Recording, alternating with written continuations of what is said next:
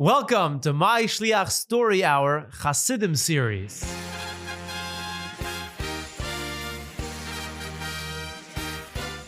Reb Hillel Paritcher, he journeys after Pesach from his home, arrives in Lubavitch for Lag Beimer and Shavuos, and then off he goes to the Kherson colonies, to the Kherson region in Ukraine, established by the Mittler Rebbe, where Yidden of all walks of life, Yidden that know more Chassidis, Yidden that know less Chassidis, simple Yidden that know absolutely nothing, are all anxiously anticipating the visit from Reb Hillel Paritcher to share with them warmth of Chassidis, words of Torah, and to bring with them and uplift their spirits, until Reb Hillel returns back to Lubavitch for Chodesh Tishrei. Now, some of these Yidden were so simple, so pashut, and so ignorant, but they loved Reb Hillel. It was the greatest honor in the world when Reb Hillel Paritcher would come. And so, on one of these visits, one of the towns of simple Yidden set up a huge feast for Reb Hillel. A massive, massive su'udah with all yummy, delicious types of delicacies. And of course, plenty of flesh to go around, plenty of meat. And when Reb Hillel came and sat down by the table, he apologized to them and said, Rabbi Isai, thank you so much for creating this wonderful su'udah, this wonderful feast in my honor. You really didn't have to.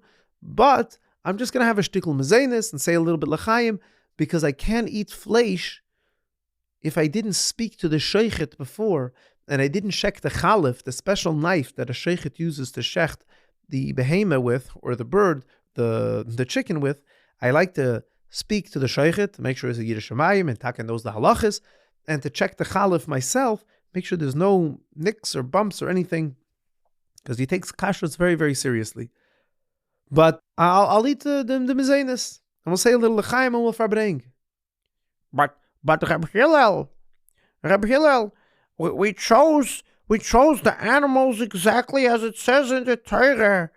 That the Torah says you should make sure that the animals that you eat are kosher. We chose the precise animals that it says in the Torah. And Reb Hillel says, yeah, of course I know. You chose a shepseleh, you chose a cow, you chose a sheep, an animal that chews its cud and has split hooves, I know. No, that's not what we're talking about, Reb Hillel. It says in the pasuk that the 10th animal that goes under the shtick is Kaddish, is Heilig for the Eibishter. So we made sure that we opened the door to the barn just a little bit, and we started counting 1, 2, 3, 4, 7, 8, 10, and with number 10 we took a little bit of paint and we hit it on the stick, and we painted the animal, and we know that number 10 is a Heilig animal. And Reb Hillel's face turned white. Oy vey, he said to himself.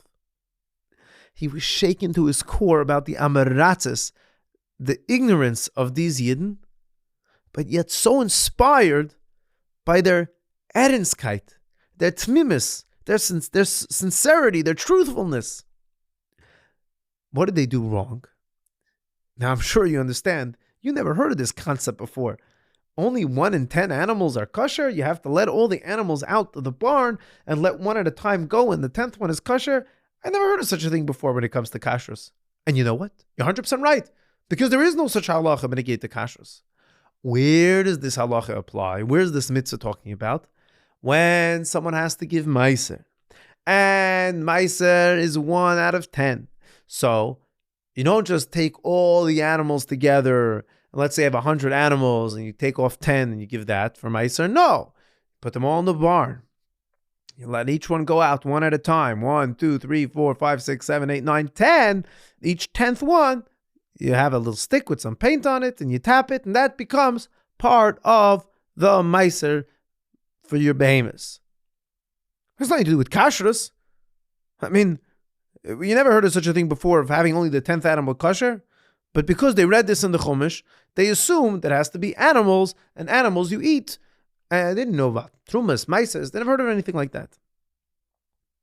And so, Reb Hillel explained to them that this has to do with meiser. It doesn't have to do with kashrus.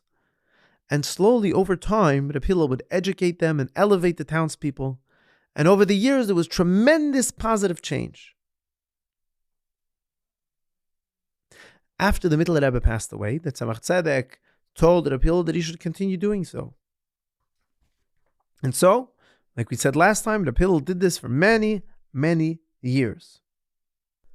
One time, the people of the town, of one of these villages that Reb Hillel went to visit, came to him crying and complaining from the depths of their hearts. Hey, Reb Hillel,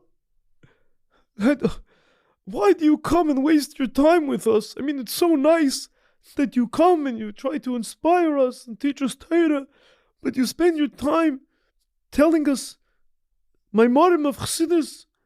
We're nothing. We're not able to understand this. We're like blank pieces of paper. We're not able to take anything in. Why do you waste your time with us? Maybe one day when the Rebbe has Rachmanis and opens up our minds, if we would have been zeicher to have an education, to go to yeshiva and learn Aleph Beis and learn how to read when we were younger, then maybe then we'll understand. But why do you come here wasting your time with us? We don't understand anything. And you know what Reb Hillel would explain to them? Hayre Yidden, you don't understand. The Yidden are like a Sefer Torah. Yidden are like a Sefer Torah. And just like a Sefer Torah needs each of its 304,805 letters, if one letter is cracked or chipped or missing, the whole Sefer Torah is not kosher. The Sefer Torah also needs some blank space around each letter. Kinderlach, did you know that if two letters are too close together or filled in too much, then the whole Sefer Torah is also not kosher? Just like the Sefer Torah needs every letter, it also needs the space between every letter. And if you come and you say, I'm a blank space, I'm blank, I can't understand what's being said. Says Reb Hillel, then you're saying you're the perfect parchment upon which to write a Sefer Torah. What do you mean? The Sefer Torah needs the blank space.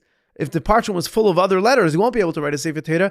The blank space. Now you could be a keli to be mekabel, the halakha letters of Torah. You can imagine the simcha that these Yidden felt, that these Yidden had. He didn't tell them, no, don't worry, you're taka big Talmud Chacham.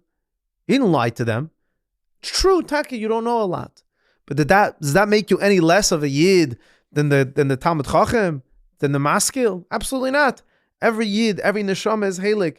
And like we said earlier, the neshama understands. And after many years, these people began to understand Chassidus. And even today, Kinderlach, we benefit from this, that Reb Hillel Paritcher would go around teaching Chassidus. Do you know that Reb Hillel wrote a sefer called Pelach HaRimein? It's one of the, or maybe even the only sefer of Chassidus from a Chosid that is printed by Kahos. Generally, we only learn Chassidus from the Rabbeim. The exception to that is the Chassidus of Reb Hillel Paritcher in his sefer, which he explains the Maimorim of the Mittler Rebbe. And Reb Hillel in his sefer, he has full explanations that make these deep concepts of Chassidus much easier for the average person to understand. Now, we said that one of Reb Hillel Paritcher's jobs as a shadar, besides for inspiring and for bringing with the Yidden in the towns that he would go and visit, he would also go and collect money. Now, because this was a vast region, there was no way that Reb Hillel could go everywhere every year. And so there were times that Reb Hillel would also have other MyShliachim, other people that would go collect money on his behalf. However, Reb Hillel said that anybody that wants to give a donation, that wants to give money to the Rebbe, right? The Hillel was collecting on behalf of the Mittler Rebbe, and then using the money for the funds, the three things that we spoke about earlier, Pidyon Shvuyim, Shachtim, and kosher food, and helping the Kantonistim, the Yiddish soldiers. Reb Hillel said, do not take money from anybody that is not Shomer Shabbos. Do not take money from anybody that doesn't keep Shabbos. If they don't keep Shabbos, thank you very much. I appreciate your intentions, but we cannot use your money for the Halakha Aveda of the Rabbeim that Reb Hillel Paritcher was tasked with. So, Reb Hillel Paritcher had these two helpers, we're going to call them Chaim and Baruch, who were sent to collect money. Now, they came to a certain city, and in this city, there was a pharmacist. You know what a pharmacist is? A guy that makes medicine. And this pharmacist was a Yid, but unfortunately, he wasn't Shomer Shabbos. He had a hard time keeping Shabbos. That's where his Yetzer Hara was very strong. But this pharmacist loved Reb Hillel Paritcher, and he loved the work that he was doing. And he said, "Hey, gentlemen, even though I am not Shomer Shabbos, and even though I don't necessarily subscribe to everything that you Hasidic Jews do, I would love very much to participate in the activities that you are doing on behalf of the great Rabbi Hillel Halevi.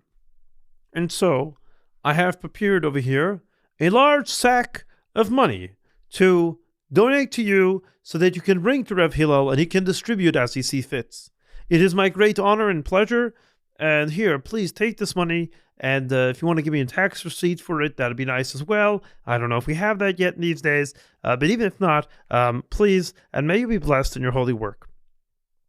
Now, the two Chassidim had a big problem on their hands. Was wir tun? Sollen wir nehmen the Geld? Sollen wir nicht nehmen the Geld? What should we do? Should we take the money? Should we not take the money? Gentlemen, what are you whispering over there? Garnish, nothing. Are you taking the money or you're not taking the money? I think we'll take it. Yeah, we'll take it. Thank you very much. They took the money because at the end of the day, this was a lot of money. I don't know. It's Taka. It's true that Reb Hillel told us that we shouldn't take money from someone that's not Shomer Shabbos. But so much money, I'm sure with so much money, there's got to be an exception to the rule. For every klal, there's a yitzim in a klal.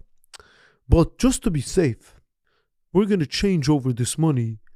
We're not going to use the exact same coins that this person gave us. We're going to go to a bank. We're going to deposit them for different coins. So this way, it's going to be not so much connected to the seed that's not Shomer Shabbos. And it's true that Reb Hillel told us that we shouldn't take money from someone that's not Shomer Shabbos, but maybe if he sees that we're accepting him and we're welcoming him and we're giving him the opportunity to do a mitzvah, then maybe in the future he's going to want to start keeping Shabbos. We never know. And so, the two Chassidim, they took the big bag of money and they went to a bank and they went to the teller. You know what a teller is? A teller is the person that stands by the desk in a bank, the person that works in the bank. So they go over to the teller and they say, "Hello, Mr. Teller. We want to change this bag of money. We just want the same amount of money, just different coins." How much money you have in the bag? I think it's, at last count, I think it's almost 2,500 ruble. 2,500 ruble you want to change? Why did you just keep it? We just want different coins. Same thing, 2,500 rubles. You can give it to us in bills, you can give it to us in coins, whatever you want. Okay. So, after a couple of minutes, the guy cants out 2,500 ruble. Let's say that was the amount. And the two helpers of Reb Hillel go on their way. They go to a few other cities. They collect some more money. And after they finish their journey, they come back to Reb Hillel Paritcher with all the money that they collected. And listen to this, Kindalach. Reb Hillel opened the bag with all the money inside, probably all the thousands of rubles that they collected. And without saying a word, remember, they didn't tell Reb Hillel what happened, that they took money from a Yid that wasn't Shomer Shabbos, which was against the rules of Reb Hillel. Without saying a word, Reb Hillel opened the bag and counted out exactly the amount of money that this pharmacist gave, the 2,500 ruble, and gave it back to the two Chassidim. He didn't say a word, but Reb Hillel knew that there was 2,500 rubles in here. Even though it wasn't the exact same 2,500 rubles, but 2,500 rubles of this money came from someone that was not Shomer Shabbos, Reb Hillel was able to feel it. Did Reb Hillel have Ruach HaKodesh? Well, Rabbi Zakamler, who's another chassid we're going to talk about, certainly says that it's a possibility. Reb Hillel, remember, was half chassid, half Rebbe. If he says you don't take money from a Yid that's not Shomer Shabbos, You don't take money from a Yid that's not Shemer Shabbos. The two Chassidim thought they're going to be smart and try to change it up. It's going nicht geholfen. It didn't help. Reb Hillel still knew.